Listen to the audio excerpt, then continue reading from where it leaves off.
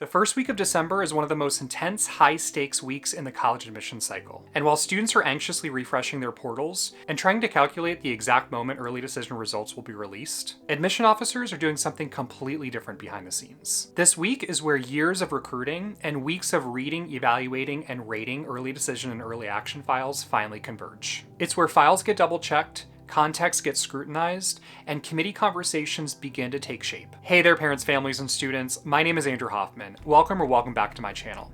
I'm a former director of admissions and admission officer at highly selective institutions, and I've read tens of thousands of college applications during my career. And I can tell you, without exaggeration, this week is organized chaos. It's productive, strategic, and absolutely crucial. Today, I'm going to take you inside what exactly happens at selective admission offices across the country as they prepare hour by hour for early decision and early action committee conversations. Let's dive in. To understand this week, you need to understand what's coming. Early decision and early action final committees. Most selective colleges hold committee meetings at the end of this week or maybe the beginning of next week, but they need enough time to prepare the admissions decisions for decision release. And that means everything leading up to those committee conversations needs to be in perfect shape, because once committee begins, there is no time to chase down missing documents and recheck context. Whereas in regular decision, you have a lot more time, but in early action and early decision, you simply don't. So this first week is essentially final quality control before the decisions are made. The second part of the third week is literally checking things like spelling on envelopes. Now, virtually every admissions officer begins this week with the same simple task: pulling up their committee docket,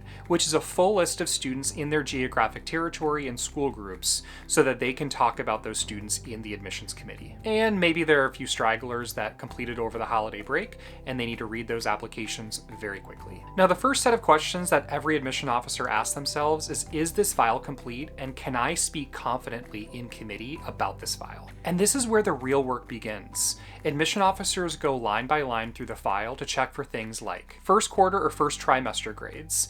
This is pretty critical usually at early decision schools. Interestingly, these are not absolutely required at every single college though. Updated transcripts. Transcripts can be auto-loaded by things like Naviance and Score from school counselors. Sometimes admission officers do get alerts when things are added to a file, so this might be one of those. Missing test scores, at least for students who are submitting standardized testing. Some colleges take self-reported scores, and others require that the testing agency send them an official score report. There might also be other scores like TOEFL or IELTS for international students. Teacher and counselor recommendations. There are some times when you read a file and it's missing one of the teacher letters of recommendation, and you might need to read that before the admissions committee convenes. And then there are additional letters of recommendation that are optional. There could also be any additional supplemental materials that are required by the college or even optional at the college. So for example, when I was at Swarthmore, we would be looking at the art supplements because those would be reviewed by the faculty and submitted later on.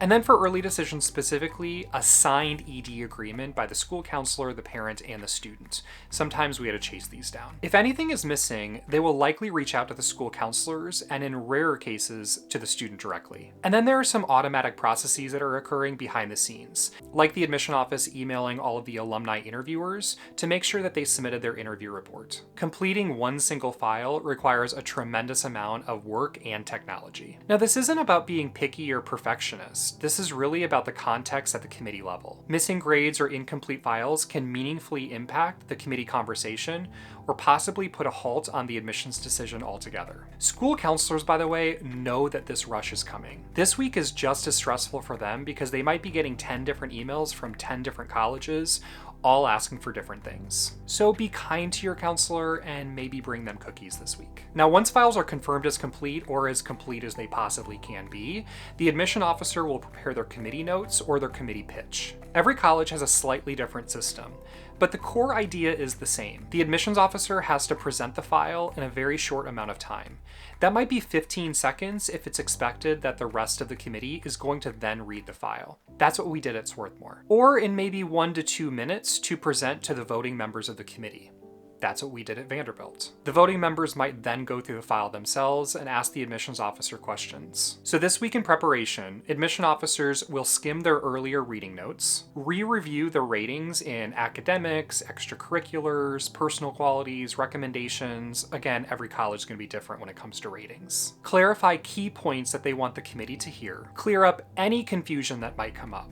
For example, if there's a transcript that's submitted and it says what the senior classes are, and that doesn't match what the self-reported senior class schedule in the common application says, which is correct? And that's where the admissions officer comes in to answer that question, after having reached out to the school counselor to clarify. A big job this week of the admissions officer is to anticipate the questions being asked of them and trying to find the answer. And finally, identify any contextual factors that really need to be brought up in the committee. This could be anything from school limitations or curricular options to family background, geography, local opportunities. I mean, the list goes on and on and on. For example, when I was early in my career at Vanderbilt, we didn't have a lot of the sophisticated tools that admission officers currently use to describe context of the school. Back then, I remember presenting a file to the committee where we had never received an application, at least not in the last decade. There was no school profile, and even the counselor report was pretty limited in what I knew about the school. Had I not done the external research, I don't think that student would have been admitted because it helped paint the picture of the student within the school environment. So this preparation really matters.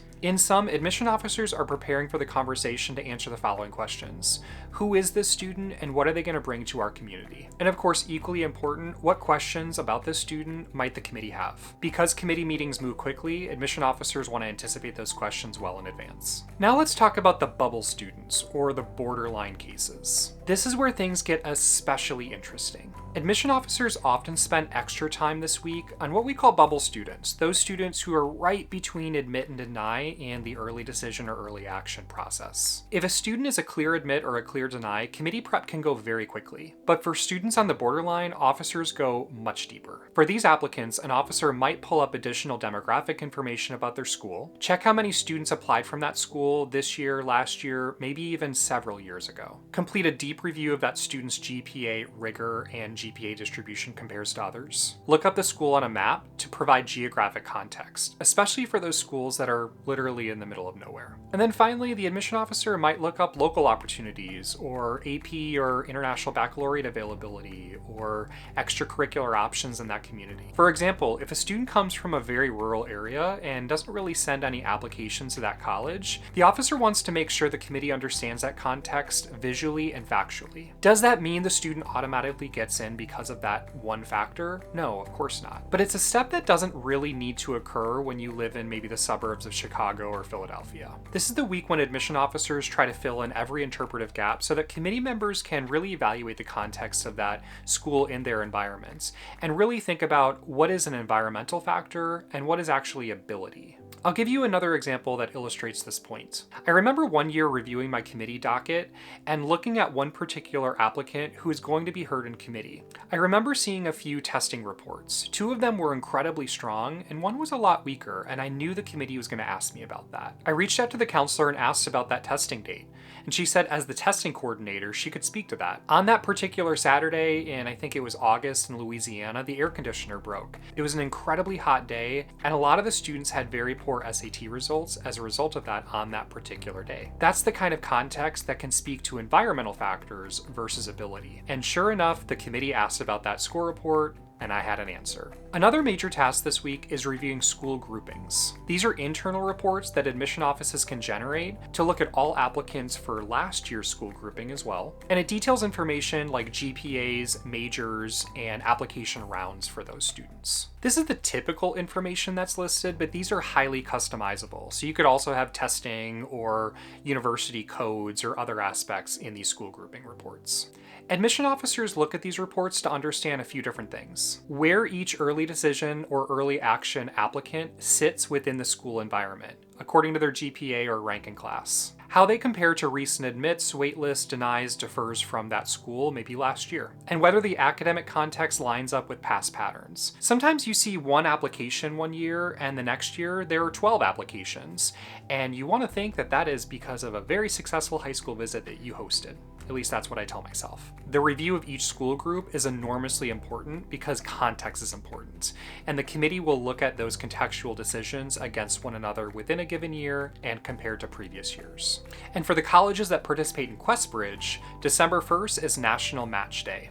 and that occurs this week as well. So at the same time that admission officers at QuestBridge schools are preparing for their early decision or early action committee, they're also preparing for match decisions to be released by QuestBridge. Maybe, for example, they're getting their current QuestBridge students prepared to congratulate their new QuestBridge students. They're also coordinating with financial aid to ensure those financial aid packages are loaded into application portals, preparing portal updates like the letter of admission and next steps, drafting email notifications, website changes, maybe even social media, and finalizing any internal communication processes. And of course, I have to mention that QuestBridge schools are also preparing a truckload of emails that will go to non-match students. QuestBridge is a massive lift, and I coordinated it while I was at Swarthmore, and it all happened simultaneously against early decision and early action prep. Another major part of early December is coordinating with the financial aid office. Now, this really depends on the institution. There are some colleges that are need blind, and so there isn't really information being shared between admissions and financial aid. But there are probably exceptions to that rule as well. When I was at Swarthmore and Vanderbilt, we were need blind for domestic students, but need aware for international students. So there was usually some coordination with the financial aid office. For early decision and early action applicants, the financial aid office is really trying to complete their financial aid package. This doesn't always happen, especially for early action. So some early action schools will release their financial aid award letters in maybe February or March, even though they notify you in December or January. So it's going to vary from college to college. But for those colleges that release financial aid and admissions decisions at the exact same time, they might be working on completing files. They might be flagging for missing financial aid documents, notifying families to upload tax forms, sending notices to school counselors or college access organizations when files are incomplete, updating financial aid teams on applicant statuses. They don't want to spend a ton of time completing financial aid applications for students that ultimately will be denied, and then running reports in the background to ensure that admissions and aid are really synced up. This part is less glamorous, but absolutely essential. And even though committee prep and committee conversations dominate the week, admission officers still have regular responsibilities that they can't just drop. That might include replying to student and family emails, replying to counselor inquiries, hosting on-campus or virtual information sessions, participating in internal committees that might be beyond the final committee. So things like recruited athletics or special populations or scholarship committees or international committee. There's a host of committees that usually take place. Writing communications or posting social media updates, developing communication flow for students who might be deferred, for example, or denied, cleaning up data from fall travel season, doing receipts, expense reports, you name it, helping the office prepare decision letters and portal updates, and updating all internal communications, and sometimes holding counselor calls. So school counselors sometimes get a heads up decision before the decision is released to students. Admission offices are never quiet, but in December in particular, it adds a whole new level of intensity. And finally, there's also an emotional layer to this week that most people outside of admission officers rarely see. Admission officers know how much early decision in particular means to students and their families. They understand the hope, the pressure, the anxiety that's associated with this decision. Some colleges meet full demonstrated financial need for their students, and others have incredibly generous scholarship programs. Admission officers understand this and understand that this is really high stakes. So when admission officers prepare files this week, it isn't just about the data. They want to be fair, they want to be thorough, and they want to present every student accurately and with integrity. Listen, I've been in tears, I've been frustrated, I've been angry, and I've also been overjoyed and happy and honestly just relieved. It can both be a very emotional week for admission officers, and it's a week to get everything right at the last minute. If this gave you a clear picture of what's going on behind the scenes, make sure to like this video, subscribe to the channel, and check out my 2 companion videos all about what admission officers see on their screen and how admission offices make decisions in the committee room. You can check out both of those videos now. Good luck, and we'll see you in the next video.